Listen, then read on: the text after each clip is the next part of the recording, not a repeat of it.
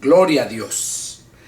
Buenas tardes, hermanos, hermanas que están allá en las redes sociales en este momento dispuestos a mirar este video, a escuchar este estudio.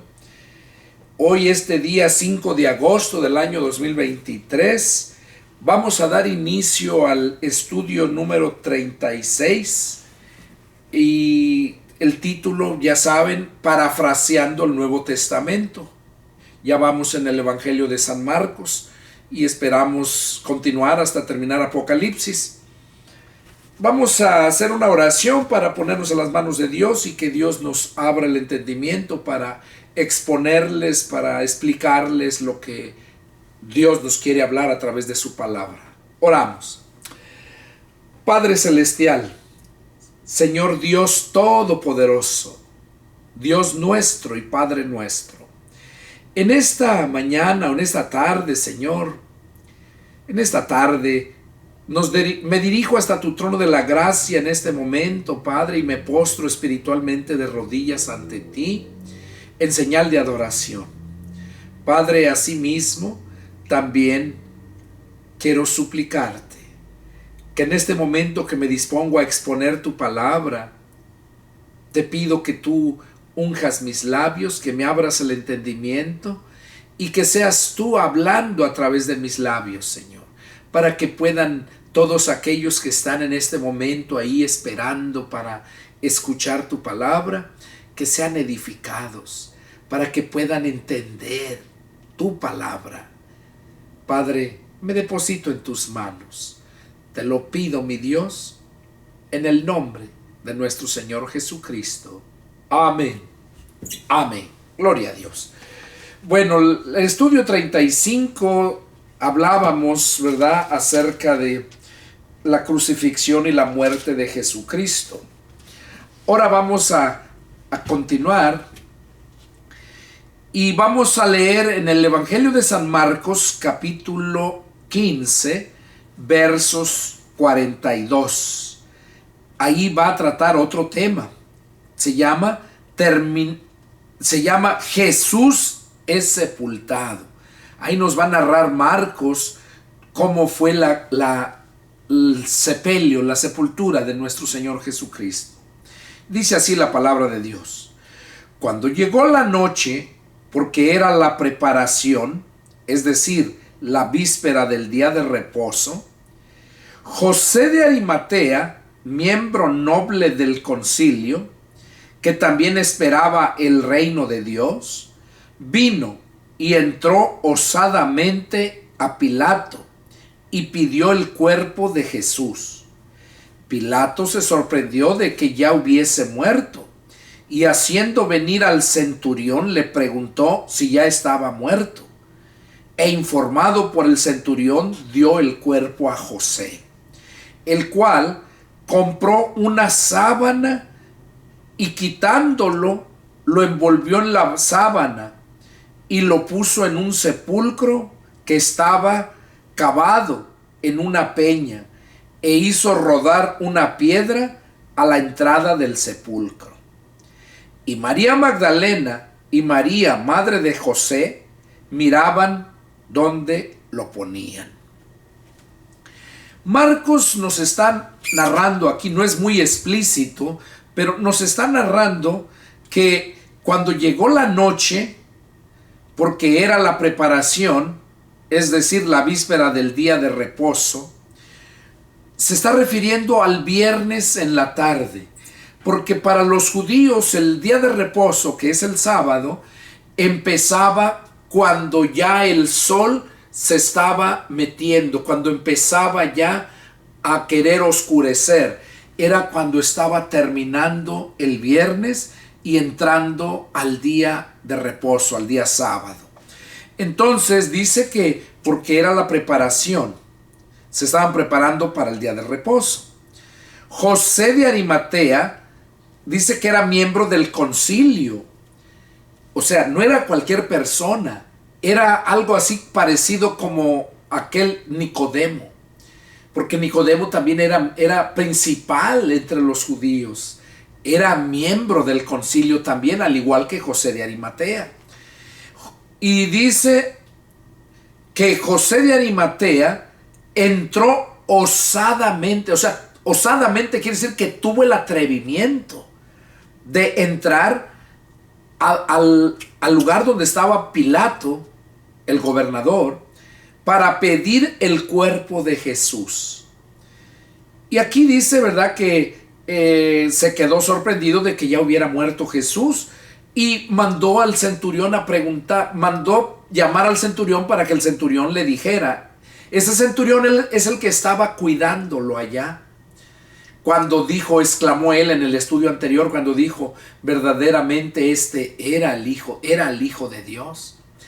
Ese centurión lo manda a llamar Pilato y le pregunta, y él le afirma que verdaderamente ya había muerto, y entonces le concedió el cuerpo, Pilato le concedió el cuerpo de Jesús ya inerte al José de Arimatea. Entonces dice que él compró una sábana y quitándolo, o sea, fue y lo bajó. En otros evangelios habla que fue Nicodemo y él, porque uno solo no lo hubiera podido bajar. Fueron dos, fue Nicodemo con él. Aquí no lo narra, pero lo vamos a ver en otro evangelio. Dice que compró la sábana y lo envolvió en la sábana y lo puso en el sepulcro que estaba cavado en una peña, e hizo rodar una piedra a la entrada del sepulcro. En otro evangelio nos habla que ese sepulcro era un sepulcro nuevo de José de Arimatea, era de él. Ahí estaba cerca donde crucificaron al Señor Jesús, allá en el monte Calavera o monte Gólgota. Entonces dice que lo metieron allí, ¿verdad? Lo puso en un sepulcro que estaba cavado en una peña, e hizo rodar una piedra en la entrada del sepulcro. Sabemos que habla que fue José, ¿verdad? Pero como les digo, no fue solo, porque él no hubiera podido ni bajarlo, ni irlo cargando para sepultar. O sea, está difícil. Pero el otro evangelio habla que iba Nicodemo con él y él fue el que le ayudó. Y habla también que el sepulcro era un sepulcro nuevo de José de Arimatea. Y se lo obsequió al Señor. Porque él había creído, él esperaba al Mesías. Y él creyó en Jesús, que verdaderamente él era el Mesías, al igual que Nicodemo. Y dice que María Magdalena y María, madre de José, miraba dónde lo ponían. Hasta ahí nos narra Marcos acerca de la crucifixión. Ahora vamos a leer el capítulo 16. Ahí el tema es la resurrección. Y dice así: cuando pasó el día de reposo, María Magdalena, María la madre de Jacobo y Salomé compraron especias aromáticas para ir a ungirle. Y muy de mañana, el primer día de la semana, vinieron al sepulcro ya salido el sol. O sea, fueron estas personas que menciona, ¿verdad?, las Marías, incluyendo a Salomé. Dice que compraron especias aromáticas y fueron para ungir al cuerpo del Señor. Pero ellas a eso fueron, para ungirlo. Vinieron al sepulcro ya salido el sol. Yo creo que ellas se dieron cuenta del sepulcro, ¿verdad? Acá lo que leímos anteriormente de José de Arimatea no nos narra, pero acá cómo sabían ellas en qué sepulcro lo habían puesto. Lógicamente que habían ido José de Arimatea con Nicodemo y algunas más personas, ¿verdad? Por eso, o ellos avisaron que lo habían sepultado en ese lugar. Total que ellas fueron con ungüentos aromáticos, especias para ungirlo. Eso fue ya el domingo, que es el primer día de la semana. Vinieron al sepulcro ya salido el sol. Pero decían entre sí: ¿quién nos removerá la piedra de la entrada del sepulcro? Porque eran puras mujeres. Y estaban preocupadas porque fueron y decían, ¿quién nos removerá la piedra? Pero cuando miraron, vieron removida la piedra, que era muy grande. O sea, cuando ellas iban al sepulcro, iban pensando que quién les iba a remover la piedra. Eso no habían pensado, ¿verdad? Pero aún así llegaron allá, y cuando llegaron, su sorpresa fue que vieron el sepulcro abierto. Dice: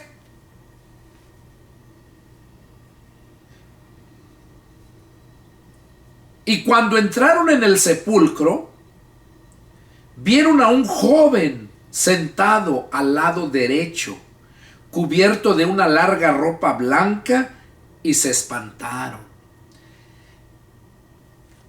Mas él les dijo: no se asusten, buscan a Jesús Nazareno, el que fue crucificado. Ha resucitado, no está aquí. Miren el lugar en donde le pusieron. Pero vayan, digan a sus discípulos y a Pedro que él va delante de ustedes a Galilea. Allí le verán como les dijo. Y ellas se fueron huyendo del sepulcro, porque les había tomado temblor y espanto. Ni decían nada a nadie, porque tenían miedo. O sea, era un ángel que estaba ahí. Se les había, ahí estaba cuando entraron. Ya lo miraron de blanco, dice, pero ellas se espantaron. Y más cuando les habló y les dijo: pues ustedes vienen a buscar a Jesús, pero él no está aquí, ha resucitado. Les dice: vayan y díganle a sus discípulos. Y a Pedro también. Pedro era muy conocido. Pedro amaba mucho al Señor, pero era muy bruto. Y fue madurando, fue creciendo a golpes. Pero lo amaba mucho al Señor. Siempre sobresalía. Y por esa razón le dice el ángel: también díganle a Pedro, ¿verdad? Pero que él va delante de ustedes a Galilea. Allí le verán. Antes de que lo crucificaran, Jesús les había dicho que los iba a ver en Galilea. Pero del susto de que lo crucificaron y todo lo que pasó, estaban espantados y ni se acordaban. Por eso el ángel tuvo que hablarles a las mujeres y decirles que le dijera a sus discípulos y a Pedro que fueran a Galilea, que allá los iba a mirar como les había dicho. Y ellas fueron. Pero fueron huyendo del sepulcro, iban muy espantadas, ¿verdad? Bueno, dice verso 9: habiendo pues resucitado Jesús por la mañana, el primer día de la semana, apareció primeramente a María Magdalena, de quien había echado 7 demonios. Yendo ella, lo hizo saber a los que habían estado con él, que estaban tristes y llorando. Y ellos, cuando oyeron que vivía y que había sido visto por ella, no lo creyeron. O sea que Jesús, cuando resucitó el primer día domingo de la semana, se le apareció a María Magdalena, dice, de quien había echado 7 demonios. María Magdalena. Se llamaba María y le decían Magdalena. No se llamaba Magdalena, nada más se llamaba María. Magdalena se le nombraba porque ella era de la ciudad de Magdala, o del poblado de Magdala, y por eso le decían María la Magdalena. Está como Simón, el que llevó la cruz, que le ayudó a Jesús a cargar la cruz. Se nombraba Simón y era de la ciudad de Cirene. Por eso se le conoce como Simón Cirineo, porque era de Cirene. Entonces aquí nomás aclaro esto para que lo sepan, ¿verdad?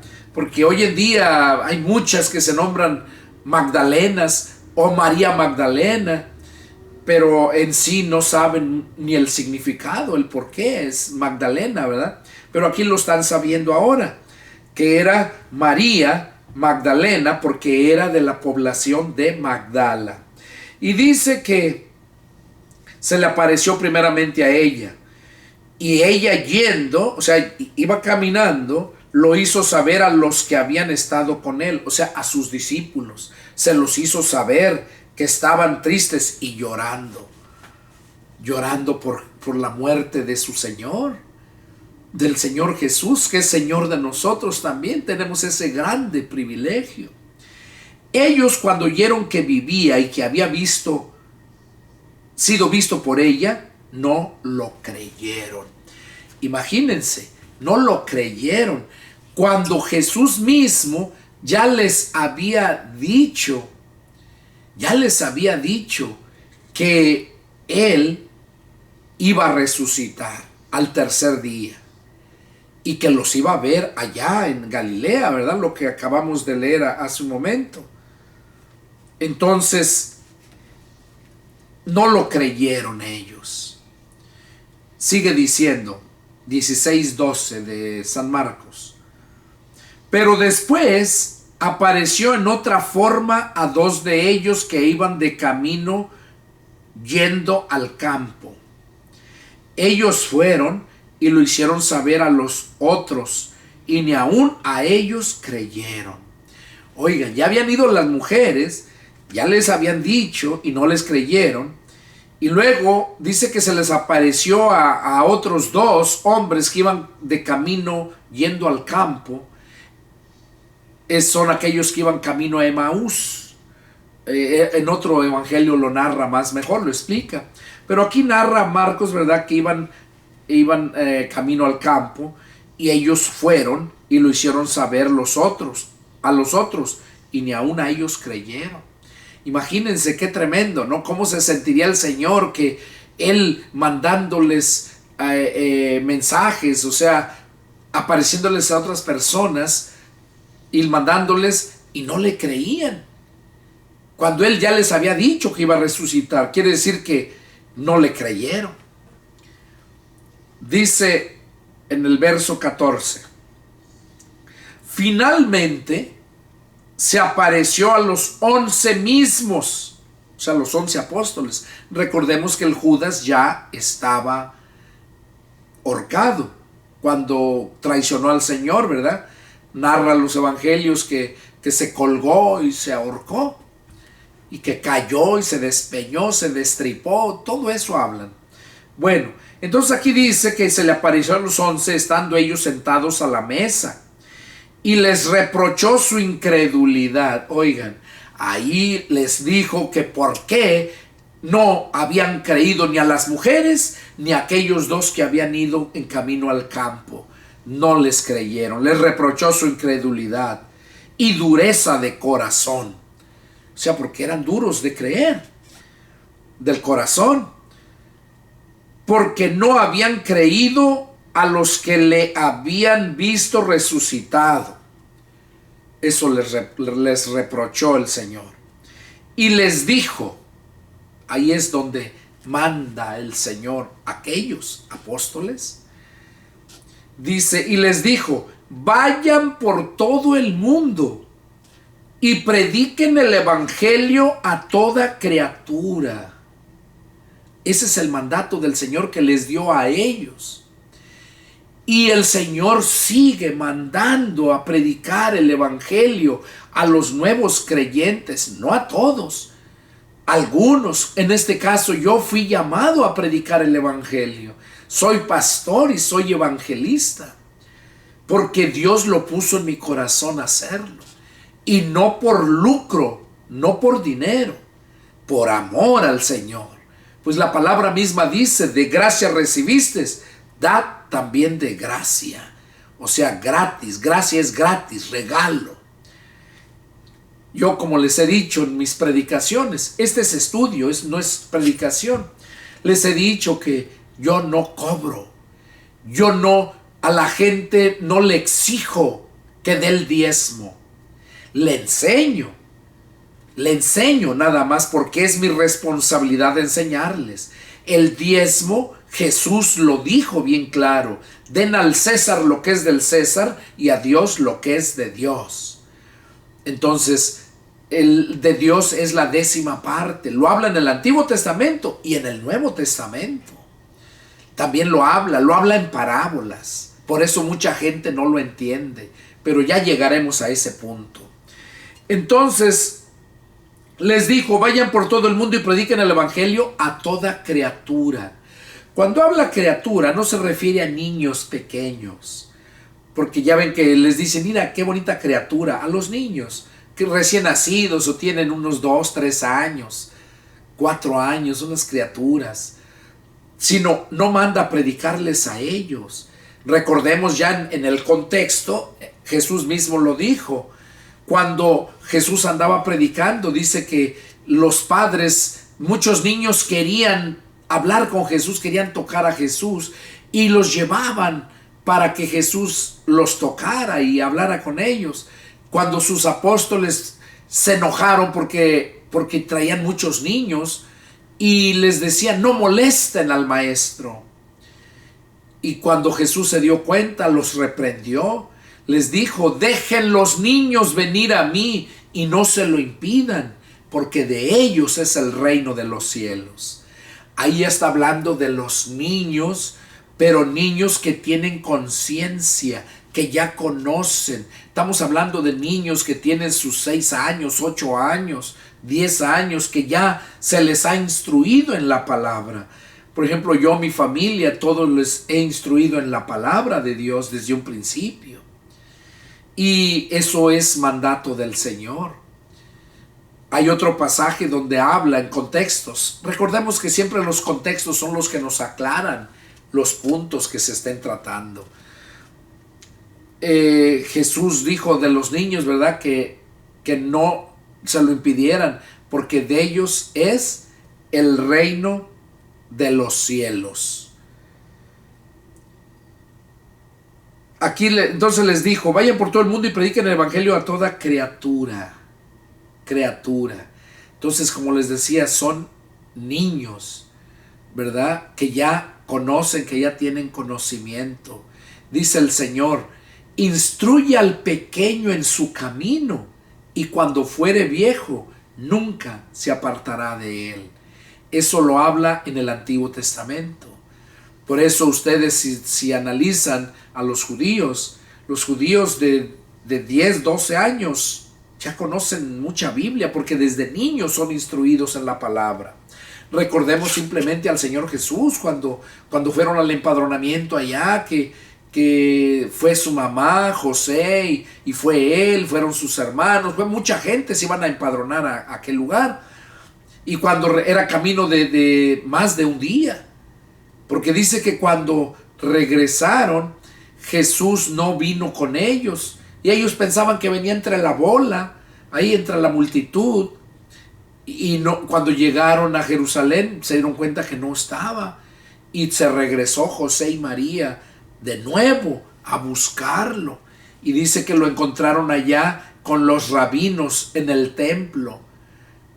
Él estaba en el centro allá discutiendo las escrituras con ellos, pero él tenía como 12, 13 años, no era adulto todavía. Por eso es que se preocuparon, porque era un pequeño, un jovencito, pero ya conocía la escritura. Y esa es nuestra responsabilidad de nosotros con nuestros hijos, instruirlos en la palabra. Yo no tuve ese privilegio porque mi padre pues nunca nos enseñó, siempre nos enseñaron la tradición, la religión tradicional, ¿verdad? La iglesia católica, pero nunca te enseñan verdaderamente la palabra de Dios. En aquel tiempo yo recuerdo que no te dejaban ni tener Biblia. Era pecado que tú leyeras la Biblia, porque tú no, solamente los sacerdotes eran los que la podían tener. Yo recuerdo cuando iba a misa, yo estaba chamaco, y me acuerdo cuando el sacerdote llegaba y agarraba la Biblia y la besaba, y Y era así, empezaba a leerla, pero nada más él era el que podía. Y ahora no, ahora vemos que en la iglesia ya ponen a otras personas a leerla, unas, luego otras. Pero el punto es de que antes no había ese conocimiento para los niños, pero los judíos sí lo hacían. Entonces ahora nosotros tenemos que enseñar a nuestros hijos. Debemos de escudriñar las escrituras aún nosotros, todo que recién se convierte. Jesús dijo, Juan 5:39, escudriñen las escrituras porque en ellas van a encontrar la vida eterna. Y ellas son las que les dan testimonio de mí. Nosotros no podemos conocer a Jesús si no es por las escrituras. Bueno, continuamos. Les dijo, vayan por todo el mundo y prediquen el evangelio a toda criatura. El que creyere y fuere bautizado será salvo, mas el que no creyere será condenado. Aquí está hablando Jesús que fueran a predicar el evangelio a toda criatura y que el que creyere y fuere bautizado iba a ser salvo, mas el que no creyere iba a ser condenado. De este pasaje, varias religiones, varias sectas enseñan que si la persona no se bautiza, bautismo del agua, no pueden ser salvos, y enseñan basado a este pasaje. Vayan por todo el mundo y prediquen el evangelio, dice, el que creyere y fuere bautizado será salvo. Pero Jesús no estaba diciendo que el que fuera bautizado con el bautismo de Juan, porque si ese bautismo es el que salva, entonces hubo muchos que se perdieron. Vemos, por ejemplo, aquel hombre que creyó en Jesús cuando lo crucificaron, el que estaba a la derecha, cuando le dijo, hoy estarás conmigo en el paraíso. ¿Qué le dijo? ¿Por qué le dijo Jesús eso? Necesitaba ser bautizado. Si es que aplica este pasaje al bautismo literal en el agua. Juan el Bautista lo dijo bien claro. Yo a la verdad los bautizo con agua para el arrepentimiento. Pero después de mí viene uno al cual no soy digno de desatar la correa de su calzado. Ese los bautizará con el Espíritu Santo y fuego. Por eso Juan el Bautista no quería bautizarlo. Cuando Jesús llegó a él, al Jordán, para bautizarlo, Juan dijo, yo necesito ser bautizado de ti, ¿y tú vienes a mí? Entonces, el bautismo que está hablando aquí el Evangelio de San Marcos se está refiriendo al bautismo del Espíritu Santo. Pero ese bautismo del Espíritu Santo no empezó sino hasta cuando Jesús ascendió al cielo y envió el Espíritu Santo. Lo envió a los 10 días después de que él subió al cielo. Porque Jesús, cuando lo crucificaron, a los 40 días subió al cielo, resucitó y subió al cielo. Jesús lo crucificaron cuando empezaba la fiesta de Pentecostés. Ya había terminado la fiesta de la Pascua y empezaba la fiesta de Pentecostés, una fiesta que tardaba 50 días.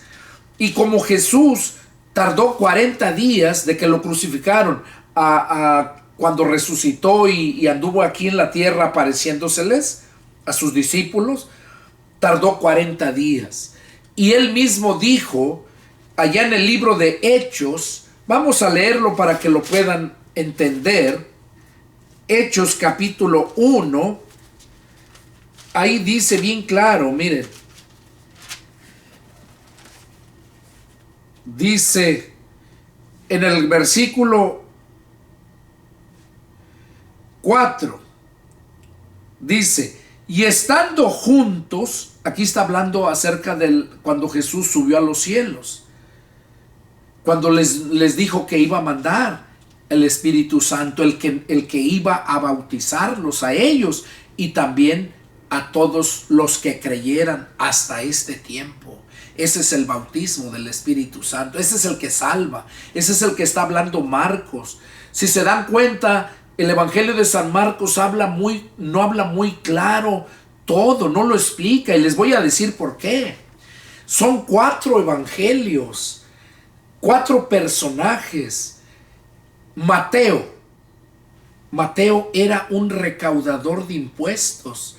No era un neófito, no era un ignorante, era un hombre preparado que estaba allá cobrando los impuestos, como en este día en nuestros países hispanos, cobrando Hacienda, los impuestos. Acá en Estados Unidos es el IRS el que cobra los impuestos.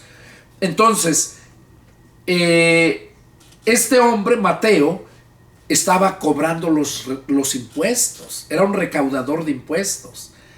Mateo. Y Lucas, que es el Evangelio de San Lucas, Lucas también era un doctor, era una persona preparada, era médico, doctor, más bien médico, no doctor, porque el doctor es el que todo lo cura, el médico es el que cura con medicina, y Lucas era médico. Incluso cuando se convierte a Cristo Lucas, él se le pega a Pablo y no se le despegó, y siempre anduvo con Pablo sufriendo para escribir todo. Por eso es que el Evangelio de Lucas, junto con el libro de Hechos, que también lo escribió Lucas, podemos entender a profundidad todo eso. De hecho, ahorita yo estoy teniendo con mi familia estudio acerca de Lucas, y luego vamos a ir a Hechos, profundizando más. Tengo años, he leído mucho la Biblia, pero todo tiene su tiempo. Hay cosas que Dios todavía me sigue revelando, que no fueron para aquellos tiempos, sino todo tiene su tiempo, y yo me gozo con eso. Entonces, continuamos con esto.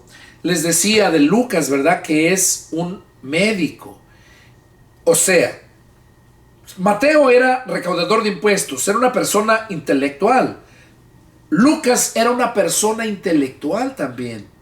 Ahora, Marcos era un hombre campesino, era un hombre que no tenía escuela, no era intelectual. Y por esa razón vemos que el Evangelio de Marcos son 16 versículos, nada más. Pero si ustedes miran Lucas, miran Mateo y miran el Evangelio de Juan, son extensos y hablan más a profundidad, más claro. Por eso es importante leer los 4 evangelios. Los 3 primeros, Mateo, Marcos y Lucas, se les conoce como los evangelios sinópticos, que son los 3 los que concuerdan, los que aclaran. Porque ya luego viene el Evangelio de San Juan. Recordemos que Juan era un joven, era el apóstol Juan. Era el más joven de todos los apóstoles, era un muchacho. Y Juan se entregó en cuerpo y alma al Señor. Juan era una persona que amaba mucho a Dios, muy espiritual. Por eso cuando analizamos el Evangelio de San Juan, es muy profundo. Y si se dan cuenta, miren todo lo que escribió Juan. El Evangelio de San Juan, primera carta de Juan, segunda de Juan, tercera de Juan, y luego escribió todo el libro de Apocalipsis, que son 22 capítulos, y son cosas muy profundas. Por eso él era espiritual, muy espiritual. No habla si tuvo estudios ni nada, pero recordemos que Juan fue muy espiritual. Y lo espiritual con lo intelectual son 2 cosas diferentes. Nosotros cuando nos convertimos a Cristo, necesitamos lo espiritual. Por eso Pablo dice en un pasaje, dice que debemos de estar preparados para presentar defensa del Evangelio. Y cuando habla eso se refiere a que debemos de estar preparados tanto en lo espiritual como en lo intelectual. Primero viene lo intelectual para que puedas entender lo espiritual, porque hay cosas espirituales que no las puedes entender muy bien porque te falta conocimiento intelectual. Se necesita también, ¿verdad? Yo les digo porque yo conozco muchos cristianos, pastores incluso, que no estudiaron, no tuvieron ningún estudios superiores ni nada más terminaron la primaria o secundaria y son pastores. Y dicen que pues Dios los llamó, ¿verdad? Pero cuando yo hablo con ellos, me doy cuenta en varios hermanos que no pueden ir más profundo a las escrituras porque les falta intelecto, les falta entender en definición el significado de muchas palabras, les falta conocer historia, conocer la historia del pueblo de Dios. Hay muchos libros que hay que estudiar. Por ejemplo, yo tengo un libro, son 2 tomos, Historia del Cristianismo, cómo empezó, son temas profundos. Todo esto son libros que tengo que me pasé mucho tiempo estudiando. Yo me gradué de la universidad, estudié, soy licenciado en teología. Estoy preparado para presentar defensa del evangelio, no de religión. Por eso aquí el Señor los mandó que fueran por todo el mundo y predicaran el evangelio a toda criatura. ¿Qué es evangelio? La palabra evangelio significa noticias nuevas de salvación. Eso es el significado de evangelio. Bueno, por eso Jesús venía dando las buenas nuevas. O sea, dando la novedad de que en Él había perdón de pecados, que en su sangre y su sacrificio nos limpiaban y nos llevaban, o nos llevan más bien, a la vida eterna. Entonces, es importantísimo entender esto. Y por eso los mandó aquí que fueran a predicar el evangelio a toda criatura. O sea, se refiere a toda persona que tenga razonamiento, que ya entienda, que ya sabe lo que es pecado, que ya sabe discernir lo bueno y lo malo, lo santo y lo profano. Entonces, esa persona es la que necesita escuchar el evangelio. Y aquí los mandó, y por eso les dice: el que creyere y fuere bautizado. Ya les expliqué a qué bautismo se estaba refiriendo. Por eso aquí cuando venimos a Hechos, como les mencionaba, dice: y estando juntos les mandó que no se fueran de Jerusalén, sino que esperasen la promesa del Padre, la cual les dijo: oyeron de mí. O sea, Jesús les dijo del Consolador, del Espíritu Santo, que era una promesa del Padre, y Jesús se las dijo a sus discípulos, sus apóstoles.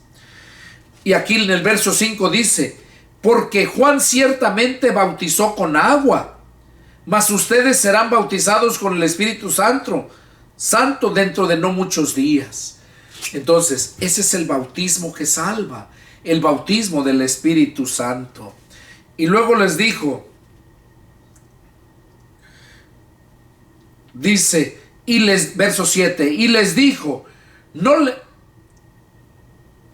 en el verso 6 dice: entonces los que se habían reunido le preguntaron diciendo: Señor, ¿restaurarás el reino a Israel en este tiempo? Y les dijo: no les toca a ustedes saber los tiempos o las sazones que el Padre puso en su sola potestad, pero recibirán poder. Óiganlo, ahí está. Pero recibirán poder cuando haya venido sobre ustedes el Espíritu Santo.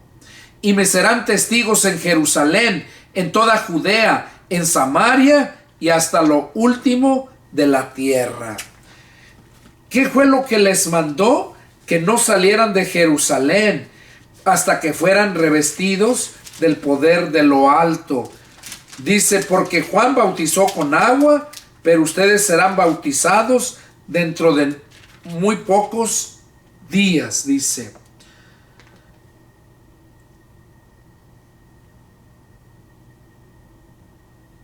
y me serán testigos en Jerusalén, Judea y Samaria y hasta lo último de la tierra. Ok, aquí vemos, quería mostrarles algo en el Evangelio de Lucas acerca de esto que nos dijo Jesús aquí, ¿verdad? Lucas capítulo 4.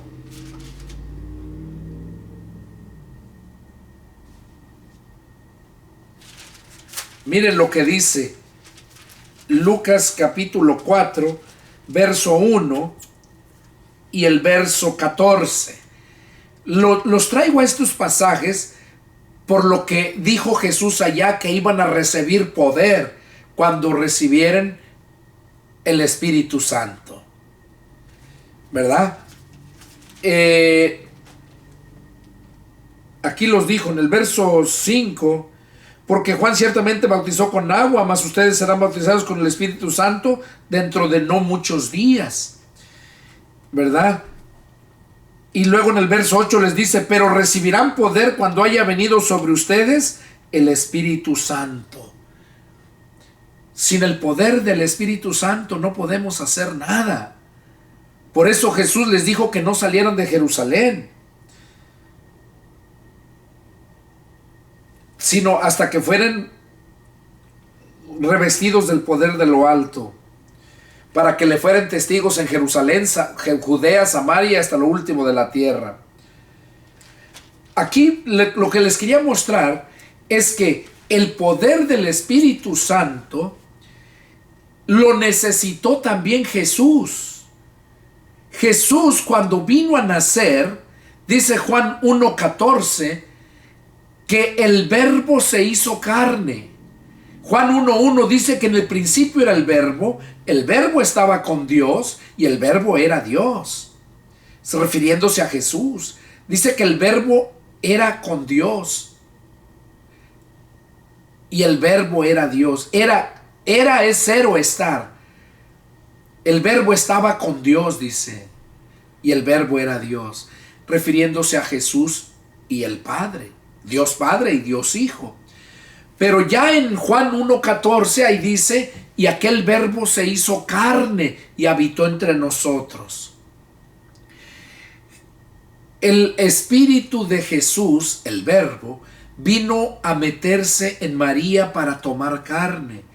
Ya lo narra en otra de las epístolas, lo narra Pablo, Pedro, lo narran Santiago, hablan muchas cosas acerca de esto, que Jesús dice que dejó su poder y su gloria, se despojó de todo y vino a humillarse hasta la muerte y muerte de cruz. Jesús dejó de ser Dios para venir a ser hombre, porque dejó todo su poder y su gloria. Y el poder que tenía, ¿cuál era? El poder del Espíritu Santo allá en el cielo. Entonces, porque Jesús era el verbo de Dios, Espíritu. Entonces Jesús vino a nacer y se le puso por nombre Jesús, porque el significado de Jesús significa Salvador. Y en el Antiguo Testamento estaba profetizado, pero allá no se le conocía como Jesús. Allá decía el profeta que una virgen iba a concebir siendo virgen y que iba a dar a luz a un niño y que por nombre se le llamaría Emmanuel. Y luego dice que traducido es Dios con nosotros. Emmanuel, ese niño era Dios que se había despojado de su poder. O sea, antes de que fuera niño, se despojó de su poder y se vino a ser niño, carne, humano. Y allí es donde se despojó y ya nació aquí hombre común y corriente, natural. La diferencia es de que él no fue engendrado por hombre, sino fue engendrado por Dios. Engendrar es salir de. Jesús salió de Dios. La Biblia dice que Jesús no tiene principio ni fin. Él es el alfa y la omega, el principio y el fin, Jesús. Pero el Padre no tiene principio ni fin. Entonces, este Jesús se nombraba el Verbo de Dios y se despojó y se metió en María y nació siendo hombre. Ahora, estuvo sin poder. Pero él, cuando fue bautizado, cuando salió del agua, en la predicación que tuve hace una semana, hablaba acerca de eso. El bautismo del agua nos salva, así se llama la predicación. Entonces, vemos cómo Jesús, cuando fue bautizado por Juan en el Jordán, cuando salió del agua, vemos cómo dice que se vieron los cielos abiertos y que una paloma descendió sobre él y se posó. Era el Espíritu Santo. Y en ese instante se oyó una voz en el cielo que decía: este es mi Hijo amado, en quien tengo complacencia.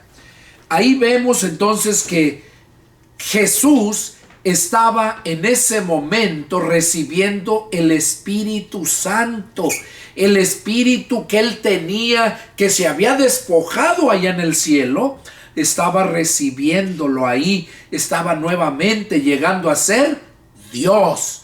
¿Por qué? Porque el Padre dijo: este es mi Hijo amado, en el cual yo tengo complacencia. Y si Dios es Dios, su Hijo también es Dios, ¿o no? Si una vaca pare, va a parir una becerra o un becerro. No va a parir un caballo, no va a parir un marrano, no va a parir una gallina. Cada uno de acuerdo a su género. Jesús ya existía en el principio con Dios. Solamente que dejó su poder, el Espíritu de Dios quedó allá, que estaba en Jesús, quedó allá, se despojó y vino y se hizo hombre. Pero cuando se bautizó y recibió el bautismo, recibió el poder del Espíritu Santo, no porque se bautizó, no, quiero aclarar esto, sino porque él no tenía pecado. Él se bautizó en el agua no para confesar pecados, él no tenía pecado. Entonces, él vino a ser Dios porque él cumplió la ley.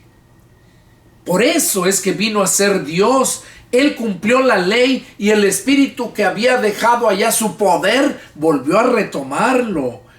Volvió a retomarlo. Él mismo lo dijo: tengo poder para dar mi vida y para volverla a tomar.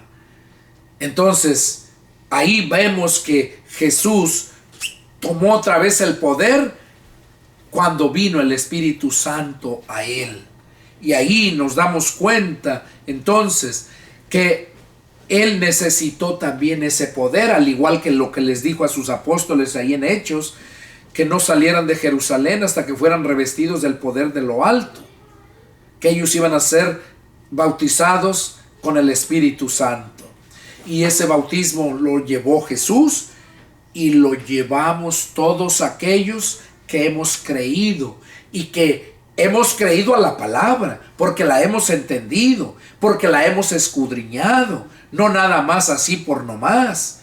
Para que una persona se convierta a Cristo, tiene que pasar por el estudio de la Biblia.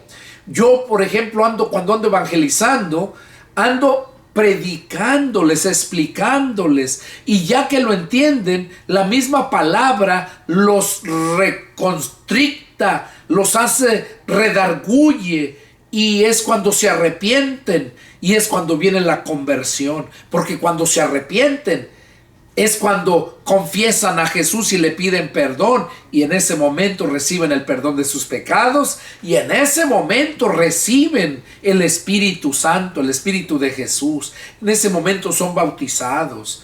Pero antes de Jesús, los que creyeron, nadie. Solamente se bautizaban en el bautismo de Juan, pero nadie había sido bautizado con el Espíritu Santo antes de Jesús. Jesús fue el primero, y de ahí luego todos sus apóstoles, porque sus apóstoles, cuando se les apareció Jesús el domingo en la noche, ahí dice que Jesús les sopló y les dijo: reciban el Espíritu Santo. Y ellos recibieron el Espíritu Santo allí en ese domingo en la noche. Y además volvieron otra vez a recibirlo cuando vino sobre los 120 allá en el aposento alto, cuando terminó la fiesta de Pentecostés. O sea, 10 días después de que Jesús subió al cielo y les dijo que esperaran para que fueran bautizados con el Espíritu Santo. Fueron bautizados allá en el aposento alto cuando terminó la fiesta de Pentecostés. Entonces, Jesús mismo, como les decía, Él necesitó el bautismo del Espíritu Santo y necesitó ser lleno del Espíritu Santo y necesitó el poder del Espíritu Santo para llevar a cabo toda la obra que hizo. Al igual hoy en día, nosotros, los que creemos en Jesús verdaderamente, porque fuimos convencidos y convertidos, es cuando el Espíritu Santo viene a nosotros. En ese momento somos bautizados con el Espíritu Santo. Y dice que Pablo lo habla: no se embriaguen con vino en lo cual hay disolución, antes bien sean llenos del Espíritu Santo, ¿verdad? Entonces debemos de ser llenos del Espíritu Santo. Cuando nacemos de nuevo, cuando el Espíritu de Cristo viene a nosotros, en ese momento somos bautizados. Ahí empiezas y necesitas escudriñar las Escrituras, seguir leyendo, porque Jesús dijo que no solamente de pan iba a vivir el hombre, el pan para el cuerpo, así como el bautismo del agua para el cuerpo, pero el bautismo del Espíritu Santo es para tu alma y el poder del Espíritu Santo es para tu salvación. Entonces nosotros necesitamos ser bautizados con el Espíritu Santo para tener ese poder. Jesús lo hizo y lo tuvo. Miren lo que nos dice aquí. Cuando nosotros comemos la palabra de Dios espiritual, lo que Jesús dijo, sino que no solamente de pan iba a vivir el hombre, sino de toda palabra que sale de la boca de Dios, es cuando Dios le da el mensaje a su siervo y su siervo lo expone. Y ahorita no es un mensaje esto, este es un estudio. Mensaje fue el que te mencioné hace un rato, de hace 8 días, que el título es El bautismo del agua me salva. Se los recomiendo. Ahora, Jesús, capítulo 4 de Lucas, verso 1, dice: Jesús, lleno del Espíritu Santo, volvió del Jordán y fue llevado por el Espíritu al desierto. Oigan, fue lleno del Espíritu Santo cuando salió del agua y había sido bautizado. Ahí vemos que fue lleno del Espíritu Santo. Ahora el verso 14, miren lo que dice: y Jesús volvió en el poder del Espíritu a Galilea, y se difundía su fama por toda la tierra de alrededor. ¿Cómo fue Jesús? Dice, volvió en el poder del Espíritu a Galilea. ¿A qué? A predicar. Por eso cuando salemos a predicar, debemos de ir en el poder del Espíritu. Debes haberte pasado tiempo orando, leyendo la palabra, para que estés lleno de palabra. Y entonces sí puedas presentar defensa del Evangelio. Entonces sí puedas convencer a los que contradicen, como dice la palabra. Por eso dice allá en Judas: y aquellos que dudan, convénzanlos. Entonces, ¿cómo vas a convencer a alguien si tú mismo no lo entiendes, no estás convencido? Por eso es que los siervos de Dios son aquellos que Jesús llamó. Aquellos son sus verdaderos siervos de Dios que llamó a los ministerios. A los 5. Primero fueron apóstoles y profetas. Ahorita solamente hay evangelistas, pastores y maestros. Nada que la profeta o el profeta Julano o el apóstol Sutano, como ahorita en estos tiempos. El apostolitis que llegó nomás de repente es obra de Satanás.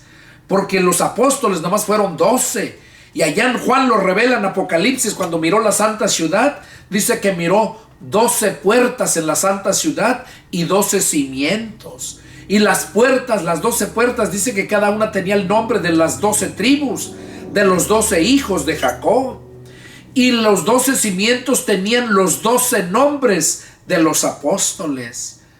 Entonces, nomás fueron esos 12, no hay más. Ya después, evangelistas, pastores y maestros. Los profetas eran los que Dios usaba para hablar al pueblo. Dios le hablaba al profeta y el profeta le hablaba al pueblo. Ahora Dios le habla al pastor y el pastor es el que da el mensaje.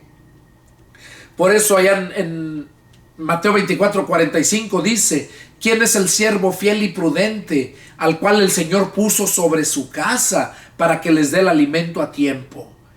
O sea, ¿quién es? Y ya viene allá Pablo en Efesios 4 versos 11 y 12 y ahí lo confirma, que el Señor mismo constituyó a unos primeramente apóstoles, profetas, evangelistas, pastores y maestros. Dice el verso 12: con el fin de perfeccionar a los santos para la obra del ministerio, para la edificación del cuerpo de Cristo. O sea, para aquellos que Dios llama a algún ministerio, yo como pastor de la iglesia, de los miembros, si alguno es llamado al ministerio, mi obligación es perfeccionarlo, prepararlo para la obra del ministerio. ¿Para qué dice? Para la edificación del cuerpo de Cristo. ¿Cuál es el cuerpo de Cristo? La iglesia. Entonces, ¿para qué voy a perfeccionar a esos santos que son llamados a algún ministerio? Para que prediquen y siga creciendo el cuerpo de Cristo, o sea, para que siga creciendo la iglesia. La iglesia que no tiene denominación. Porque si tuviera denominación, si Jesús le hubiera puesto denominación, Jesús solamente mencionó a Pedro, le dijo: tú eres Pedro y sobre esta roca edificaré mi iglesia. Entonces se llamaría Iglesia de Jesucristo. Y es por esa razón que yo soy el pastor Pedro Delgado, pastor de la iglesia cibernética de Jesucristo. Ahí me encuentran en YouTube, la iglesia de Jesucristo, así se llama. Y es cibernética porque es por medio del internet. Dios puso en mi corazón allá en el año 2014 para empezar a subir todas estas predicaciones y videos. Entonces, volviendo al punto, vemos entonces que Jesús mismo necesitó la llenura del Espíritu Santo y necesitó el poder del Espíritu Santo.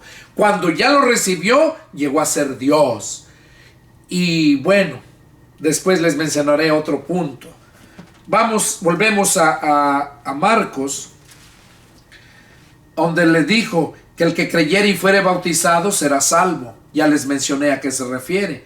El que de verdad cree y recibe a Jesucristo, en ese momento está bautizado por el Espíritu que entra en él, el Espíritu de Jesús, y es cuando le pertenece a él. Eso lo confirma ya Romanos capítulo 8, verso 9.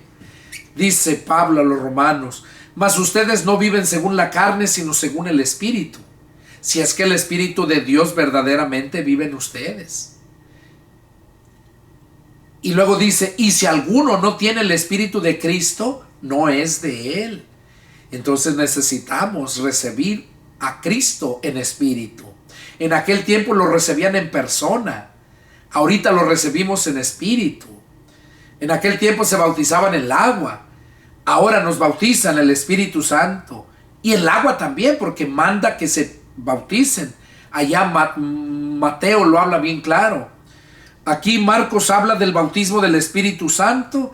Marcos habla del bautismo del Espíritu Santo aquí. Y Mateo 28:19 habla acerca del bautismo del agua. Por eso dice que los bauticen en el nombre del Padre, del Hijo y del Espíritu Santo. Y enséñenles que guarden todas las cosas que yo les he mandado. Y miren, yo estoy con ustedes todos los días hasta el fin del mundo. Eso lo habla Mateo 28:19 y 20. Ahí está hablando acerca del bautismo del agua. Pero aquí Marcos habla del bautismo del Espíritu Santo. Dice verso 17: y estas señales seguirán a los que creen. En mi nombre echarán fuera demonios. Hablarán nuevas lenguas. tomarán en las manos serpientes, y si hubiere cosa mortífera, no les hará daño.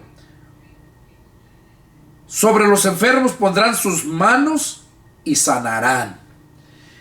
Aquí está hablando acerca de las personas que son bautizadas con el Espíritu Santo, no del agua.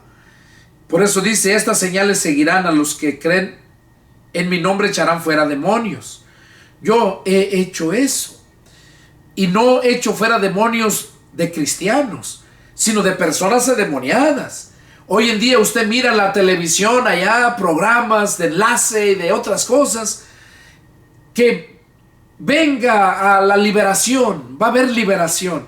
Y ahí van cristianos según para ser liberados. Pues ¿cómo un cristiano va a tener demonio? Si tiene demonio no es cristiano. Y si es cristiano pues no tiene demonio. ¿Por qué? Porque no puede salir, dijo el Señor, agua dulce y agua amarga de una misma fuente. No puede habitar la luz y las tinieblas juntos. O tienes a Cristo, que es la luz del mundo, o tienes al padre de las tinieblas, que es el diablo y sus demonios. No hay término medio. Entonces aquí habla que estas señales les iban a los que creen en su nombre, iban a echar fuera demonios. Oigan, hablarán nuevas y hablarán nuevas lenguas. Ahorita viene a mi mente lo que dice aquí. Dice en el libro de Hechos que había un sacerdote que se nombraba Escevas, y dice que ese tenía 7 hijos, y que ellos oían, miraban cómo Pablo andaba predicando y echando fuera demonios. Ellos oyeron y se quedaron sorprendidos de ver cómo salían los demonios, y dicen que una ocasión encontraron a un endemoniado. Los 7 eran hermanos, hijos del sacerdote Escevas, y dice que lo miraron al endemoniado y le dijeron, se le pararon enfrente y le dijeron: en el nombre de Jesús, el que predica Pablo, te ordenamos que salgas fuera. Porque así decía Pablo: en el nombre de Jesús te ordeno que salgas fuera. Y ellos dijeron: en el nombre de Jesús, el que predica Pablo, te ordenamos que salgas fuera. Y dice la escritura que el endemoniado se les paró ahí enfrente donde estaban, frente a frente, y les dijo: a Jesús conozco, Pablo sé quién es, pero ustedes quiénes son. Y dice que al instante el endemoniado saltó sobre ellos y los golpeó a los 7, les puso una golpiza que dice la escritura que los mandó hasta desnudos. ¿Por qué? Porque se ponen a hacer algo que no han sido enviados. No cualquiera tiene la autoridad, sino aquellos a quien Dios mandó, a quien Dios quiso. Ahora, entonces aquí estaba hablando que estas señales los iban a seguir, iban a echar fuera demonios. Hablarán nuevas lenguas. Con este pasaje hay muchas denominaciones que hablan en lenguas, que si un cristiano no habla en lenguas, no tiene el Espíritu Santo. Y les digo porque yo nunca he hablado en lenguas. He echado fuera demonios. Ha habido personas que me han llamado, me han testificado que han sanado cuando yo he orado por ellas. A veces por medio de la predicación, y personas se unen a la oración y han sido sanadas. Pero yo no hablo lenguas. Y a mí me dijeron hace tiempo, me dijeron que yo no tenía el Espíritu Santo. Entonces les dije: bueno, si yo no tengo el Espíritu de Cristo, si no tengo el Espíritu Santo, pues yo no sé entonces quién cambió mi vida. Porque solamente Él tiene el poder para cambiarnos. Cuando Cristo entró a mi corazón, Él hizo un cambio en esa noche. Y de ahí no paró. Y desde entonces le sirvo a Cristo hace 31 años. Ahora en septiembre cumplo 32 años de servirle al Señor. Entonces, cuando ellos me decían eso, yo tenía pocos años y me puse a orar y le pedía al Señor que me permitiera una vez hablar en lenguas. Y el Señor, cuando yo leía la Escritura, oye esto que te voy a decir, dicho sea de paso. Cuando tú lees la Biblia y cuando tú oras, cuando tú estás orando, tú estás hablando con Dios. Eso es orar, hablar con Dios. Cuando tú lees la Biblia, es Dios hablándote a ti. Entonces yo, orando al Señor, le decía que me permitiera una vez siquiera hablar en lenguas, para estar seguro que yo de verdad era salvo, porque yo lo sentía. La Biblia dice que el Espíritu Santo da testimonio a nuestro espíritu de que somos hijos de Dios. Entonces yo, como no hablaba en lenguas y me decían ese tipo de gente malvada y perversa, que si no hablas lenguas no tienes el Espíritu Santo, el Señor, cuando me puse a leer la Escritura, el Señor me mostró que las lenguas es un don que el Espíritu Santo da a quien Él quiere. En aquel tiempo, cuando vino el Espíritu Santo, hablaban lenguas para testimonio a los demás. Pero el que profetiza, ya lo habla Pablo cuando habla acerca de los dones de las lenguas y de profetizar. Dice que el que habla en lenguas a sí mismo se edifica, pero el que profetiza edifica la iglesia. Entonces, Dios me mostró que es un don que el Espíritu Santo da a quien Él quiere. Pablo dice que todos son oído, todos son ojo. No, si unos hablan lenguas, otros predican. O sea, somos miembros del cuerpo de Cristo. Cada uno tiene una función. Las lenguas, pues, es un don que el Espíritu Santo da.